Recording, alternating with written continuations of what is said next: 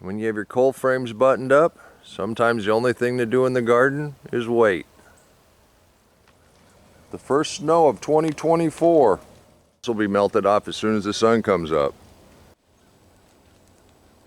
In tomorrow's episode, we're not only going to celebrate you and what's going on in your garden, we're going to spend most of the day gathering leaves and bags, and I'll show you how to prepare for the cold weather that's coming.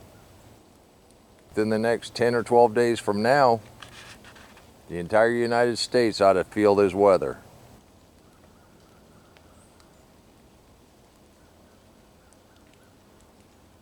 First round of those storms are coming through, but the sun never did come out. Strawberries and the kale are doing just fine. Everything under the totes and under the plastic.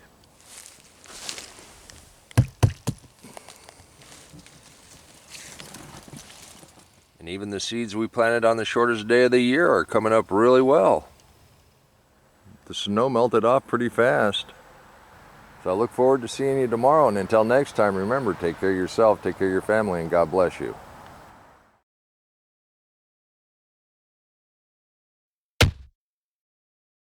Come on, let's plant. Let's go plant garden.